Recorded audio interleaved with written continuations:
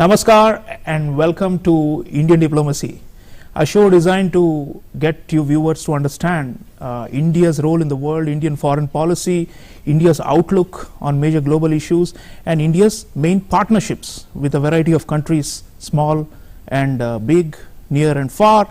And the idea is for you to understand why India takes positions on various issues and why India builds solid partnerships and how it enables global public good. Viewers, generally Indian diplomacy is focused on one country and we look at all aspects of the bilateral relationship between India and that country.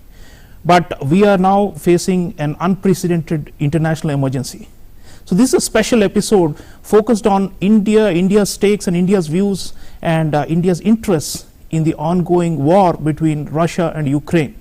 This crisis has built up over weeks and India has not been a bystander. We have very much been involved with our own core interests and trying to protect our interests and also to bring about a peaceful end to this very, very tragic event happening in Eastern Europe. There's been a lot of destruction, a lot of suffering, and also a lot of geopolitical implications. We're going to be discussing all of that in this special episode of Indian Diplomacy. And to take us through this journey, I have a very, very distinguished guest with me in the studio, Ambassador Mohan Kumar. Ambassador Mohan Kumar served as India's ambassador to France and has been watching European Union and European politics for a long time. So no one better than him to help us decode what is going on there and how it impacts on our interests. Thank you, Ambassador Kumar, for joining us. Thank you very much, Professor Chaulia, for having me on your show. So, Ambassador Kumar, when we talk about the Ukraine crisis, it's quite obvious that we have a lot of stakes there. And it's something that should not have happened. We were wishing and hoping and applying our own diplomatic presence to try and dissolve this crisis and avoid its escalation. But at the end of the day, the war has broken out and it has taken a severe toll. And clearly, we are trying to respond to it with all our might and our resources. And on this subject, Ambassador Kumar, your thoughts on how Indian interests overall have been impacted, you think? And then we'll go to the specifics of our citizens there and the geopolitics. But overall, what is in it for India, you think, from this crisis? So thank you very much for that question. I think the Indian interest revolves around three things. There is a core interest, which is the presence of Indian students in large numbers. Almost no other country has so many students in Ukraine. We had 20,000 to begin with. So that is a core interest. The second is a strategic interest, where we would like to maintain good relations with Russia and with the European Union and Ukraine. So it's obvious that we have a relationship with Russia. It extends to defense ties, so there is no secret about it. So it is important for us to see how we can maintain our ties with Russia. So that also determined our position at the UN Security Council and the UN. The third, I would say, is a principle which is at stake, and a principle which India has always articulated in the UN, which is the sovereignty and territorial integrity of all states, international law and the UN Charter.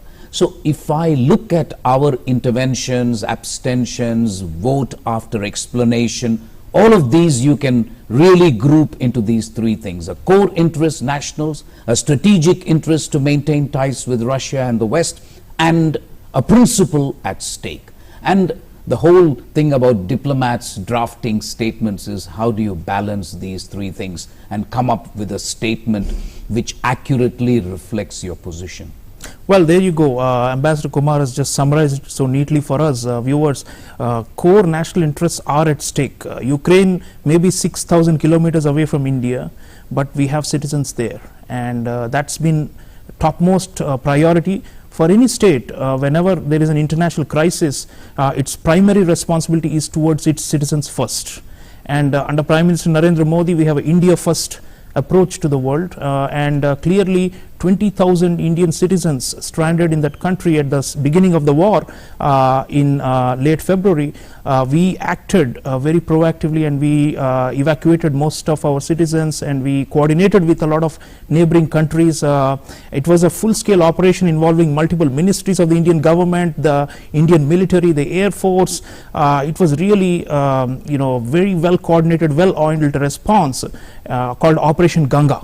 And this is something that India is proud of, because we have a history going back to such massive humanitarian emergencies in the past, in Yemen in 2015, in Libya 2011, and even before that in the 1990s during the Gulf War. India has been very, very responsive to the well-being and protection of its own citizens who are trapped in war zones. So Ukraine war, India knew that something was likely to happen, that issued an advisory for people to start moving and to protect themselves. And then when the war broke out, the response was really, really fast and highly responsible, because state has to take care of its citizens. And mind you, there are many countries that failed to respond in time or anticipate what was going on there, and are now paying the price with many of their citizens stuck and trapped as the fighting goes on. So we didn't want any of our people to be caught in the crossfire, and we have largely succeeded in that effort, thanks to Prime Minister Modi's leadership and his direction. And all the ministries have really, really come together to make this happen.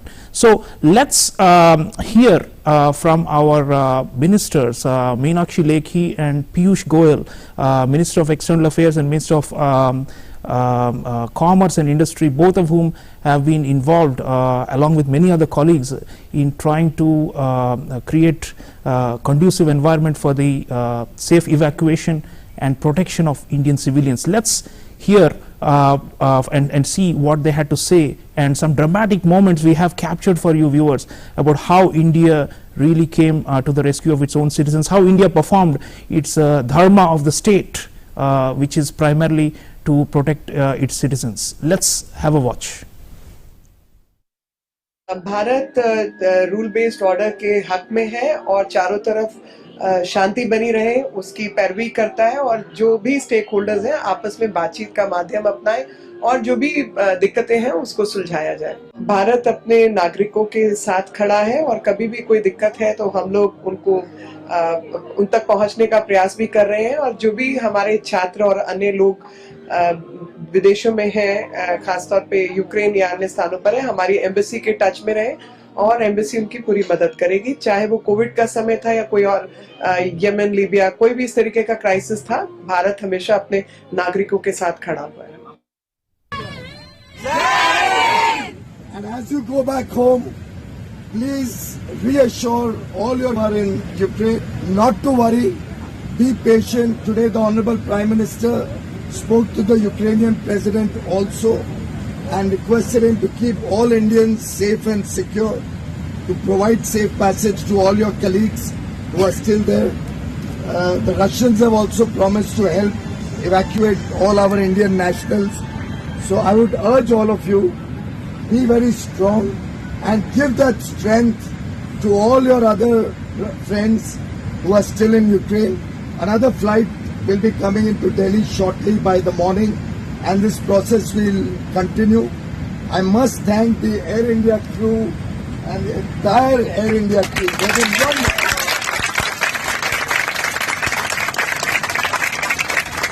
And that is what the true spirit of nationalism is. यही भारत की ताकत है, और इसी ताकत को हमको उन सब बच्चों को देना है जो अभी वहाँ पे है। और आप सबका तहे दिल से प्रधानमंत्री नरेंद्र मोदी जी की तरफ से बहुत बहुत स्वागत। आप सब सुरक्षित हैं, हम उसके लिए भगवान से धन्यवाद करते हैं, और यहाँ भी आपकी सब सुविधाओं के इंतजाम किया गया है, आपको किसी प्रकार का कोई कष्ट नहीं होगा। Welcome back to the Motherland.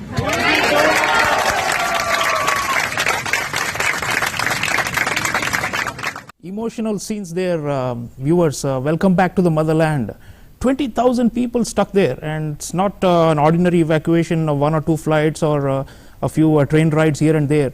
And remember the broader context, the war, since Russia attacked, the more than 1 million Ukrainians themselves have become refugees and have crossed the border.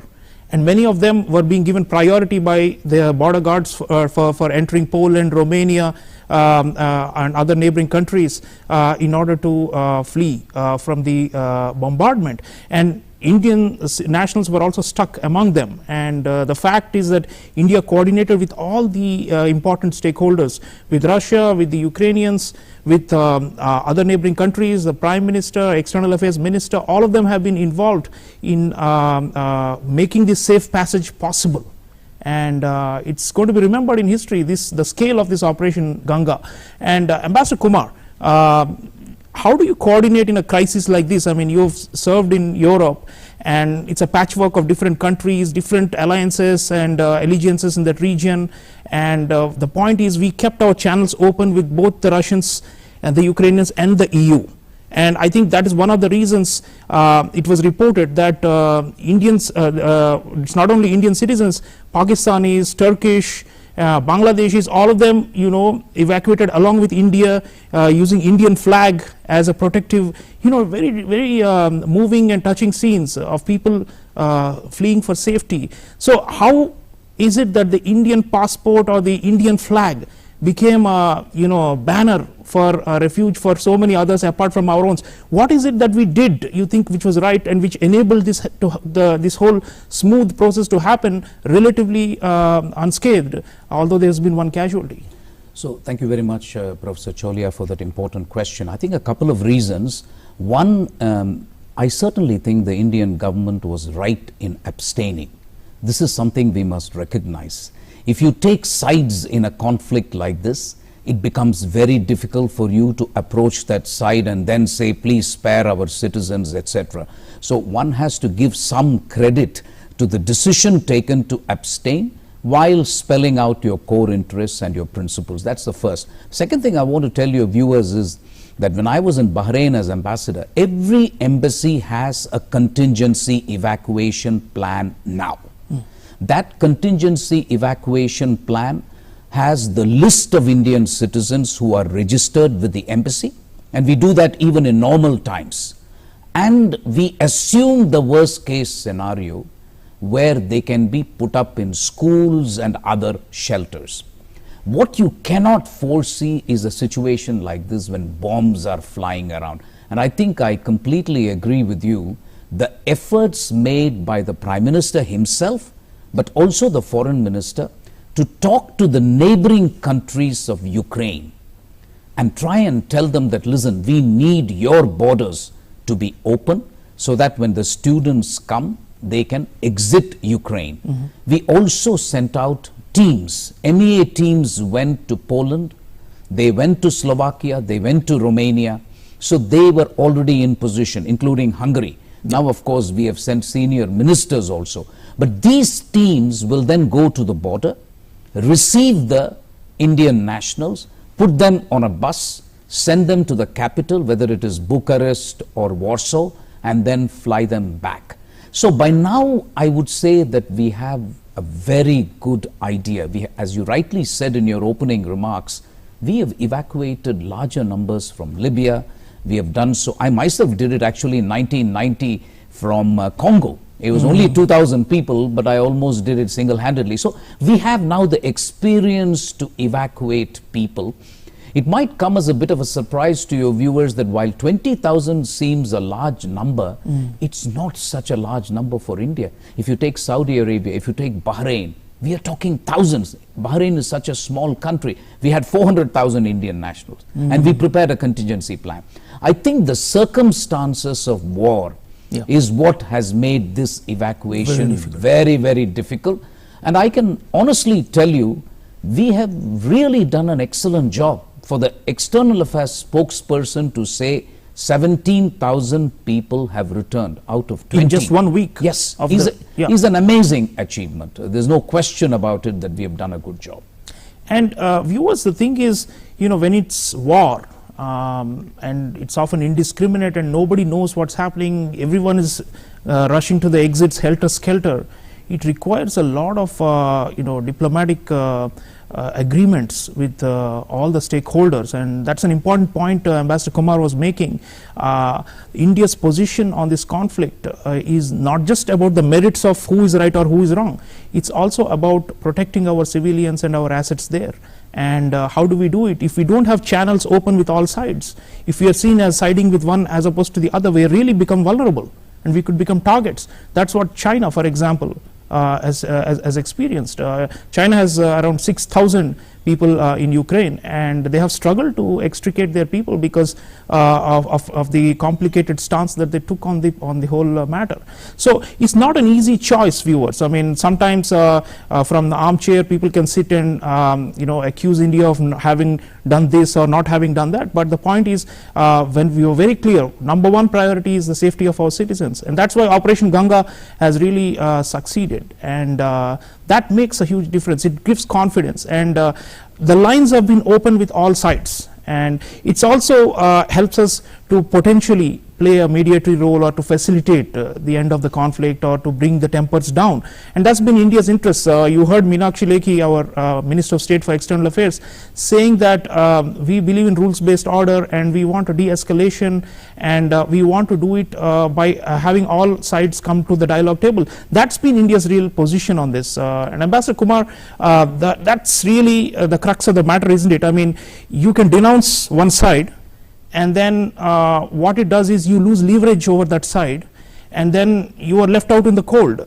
The more proactive way is to not denounce one side or the other, but to say, nothing is, in fact, denunciation may actually increase the violence and increase the, ferocity of the war by one side. So I think we took the position, which you mentioned, the balance, keeping in mind that we want to make sure that Indian diplomacy, Indian foreign policy has a say and an influence on this, on the war, and in bringing down the conflict to manageable levels and to de-escalate the situation. We want this war to end, and for that to happen, it was necessary for us to be to take this balanced position.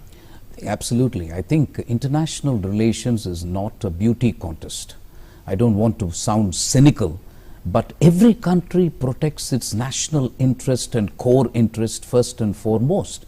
So I don't know why people should be surprised when India does what other countries do. First and foremost, I'm not saying you ignore principles, you ignore realpolitik, you ignore geopolitical considerations, but a position that you take in the UN Security Council or in the UN Forum is a combination of all these. And as we saw in Operation Ganga, when the lives of your nationals are at stake, I would say there is no higher duty for a Prime Minister or a government of India than to protect the lives of its citizens. And I think the government has come out fine on this count. To have been able to do this, as you say, in 1 week flat, when other countries are struggling, other countries which have more resources. Yeah. You mentioned China, but there are others who have greater resources, and yet we have managed to do this. So I don't think we should be apologetic at all. Absolutely. And viewers, the point is we have been clarifying our position at the United Nations on this matter, and also to bilaterally to all the key interlocutors why we've taken this stance. And I'd like you to listen in to India's permanent representative at the United Nations, Ambassador T.S. Tirumurthy. Let's hear what he had to say in the UN Security Council after India abstained on one of the votes on this pressing global crisis. India is deeply disturbed by the recent turn of developments in Ukraine. We urge that all efforts are made for the immediate cessation of violence and hostilities. No solution can ever be arrived at the cost of human lives. We are also deeply concerned about the welfare and security of the Indian community, including a large number of Indian students in Ukraine. The contemporary global order has been built on the UN Charter, international law, and respect for the sovereignty and territorial integrity of states. All member states need to honor these principles in finding a constructive way forward. Dialogue is the only answer to settling differences and disputes, however daunting that may appear at this moment. It is a matter of regret that the path of diplomacy was given up. We must return to it. For all these reasons, India has chosen to abstain on this resolution. I thank you. So viewers, a constructive way forward, that's what our ambassador at the United Nations says.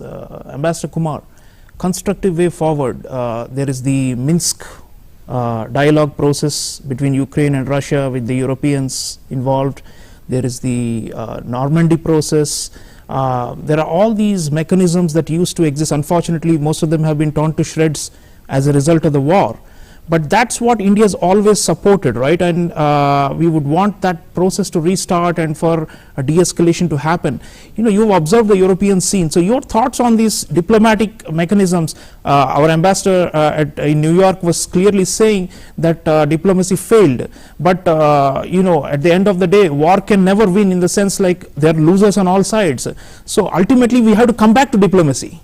Right, and and our position always been that, you know, bilateral or multilateral, we want talks and constructive talks to happen. So that's really our position on this crisis, right? And your thoughts on this, you know, the diplomatic processes that have existed and how we could, you know, come back to that path, and potentially what role could India play? I mean, some are saying we should mediate the conflict. I think that's a bit far-fetched given the emotions and the strong feelings on both sides in Europe. So diplomacy, you know, the only path and the constructive way forward. Thank you, Professor Chaulia. I think I would like to begin by saying that abstention should not be seen as a negative position. Abstention is actually a very strong position.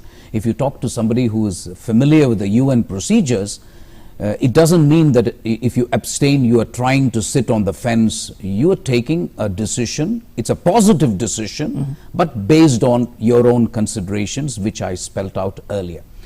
I think what you will see from Ambassador Tirumurthy's statements, and I have been following this closely, there has been an evolution in our statement. In the very first statement, we mentioned diplomacy, dialogue, nationals, but we also mentioned security interests of all countries. The next one, the outbreak of hostilities happened, Russian aggressive action happened. Ambassador Tirumurthy says we are deeply disturbed. We regret to note.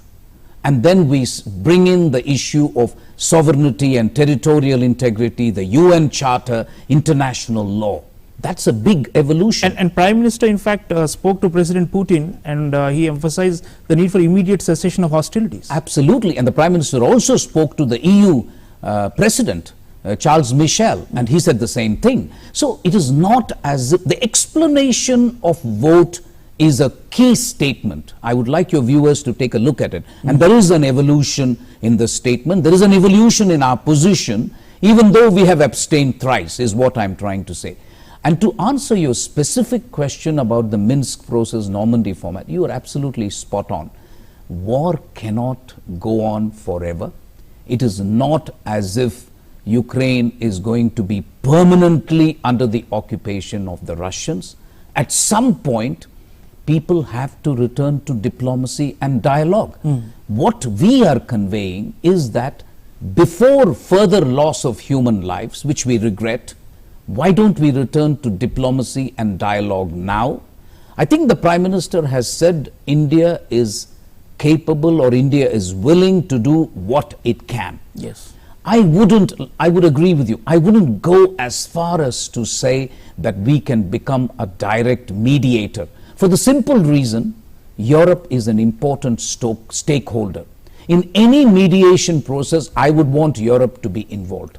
Europe, Ukraine, Russia. These are the three principal stakeholders. They should take the... And there is already a Normandy format, as you rightly said, the Minsk process. If people are unhappy with it, change. Renegotiate. Absolutely. So viewers, diplomacy is important, but also geopolitics. The point is, from India's perspective, there are concerns about the broader global implications of this war in Europe. I mean, Indo-Pacific is our main theater. We want counterbalance to China. We want some kind of a balanced order to prevail in our own backyard.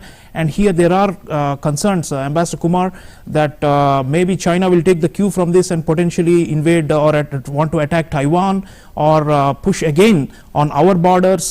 Could China be emboldened, and could this actually prove to be a risk? I mean, of course, the US security guarantees in the Indo-Pacific are of a different nature from what they have in Europe. Although there are two alliance systems, and both of these are US underpinned alliance systems, it's good to see that the focus on Indo-Pacific has not gone away. And we will continue to insist that China should remain restrained in its actions and should actually step back from its expansionist posture. So could this war actually, I mean, your thoughts on this, I mean, could it have major security implications? I'm sure that we are better prepared militarily for any such upsurge in Chinese expansionism, but your thoughts on how we can counter this in the medium to long terms going forward. The implications of this war are even for the whole world order itself, so definitely it will have an impact on Chinese behavior in our backyard. Absolutely, and I think it's an excellent question. First, it's my sense, and one can disagree with it, but my sense is almost all countries and continents are losers in this war except China. It's my view that China benefits in the short term. I'm not saying medium term, long term. In the short term, it takes the focus away from China. So China is a beneficiary. Second, China is much more tied to the West in terms of trade, finance. If you take the treasury bills of the United States, 50% of the assets are owned by China.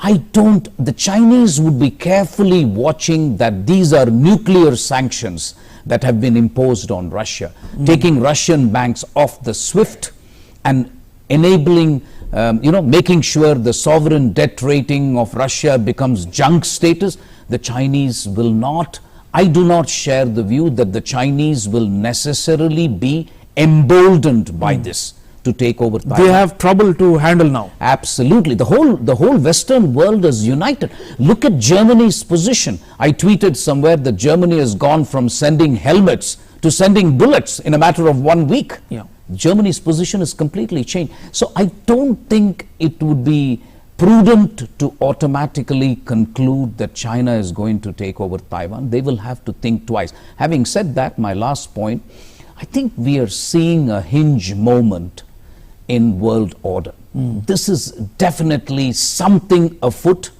The world is adrift. We don't have a multipolar world order. This has to be considered a turning point. Absolutely. So there you go, viewers. We are running out of time, but the point is this war has huge implications for India, and we have been trying to conduct ourselves responsibly and in a manner that brings all sides together. This war in Eastern Europe has ripple effects on the whole world, on the price of oil, on the global economy, on the supply chain. We have to brace for this. But whenever there's a crisis, India has risen to the occasion, and we are seeing how we are protecting our interests, but also looking out for the broader common weal and the well-being of people who are caught in that region. We don't want this war to escalate. We want it to tamp down, and we are making our best possible efforts. Given that our location is in the Indo-Pacific, we are also watchful to what could be the repercussions in terms of security, for national security of India in our own region. But the point is, this is a hinge moment, as Ambassador Kumar says. The world has changed. There is no longer a post-Cold War order, so to say, under benign US leadership. So what kind of new order are we entering? Keep thinking about it. This is the whole purpose of Indian diplomacy, to get you to churn in your mind as to how one era ends and another begins, and wars are always the markers for these transitions. So India is prepared. That's the big message I want to bring you, and India is doing its utmost for the betterment of humanity. Thank you for watching. Thank you, Ambassador Kumar, for being with us on this show. It's been a privilege. Thank you very much, Professor Chaulia. See you again, viewers, next time with India's relations with another country. This time we had focused on a crisis, but back again on a bilateral relationship soon. Take care.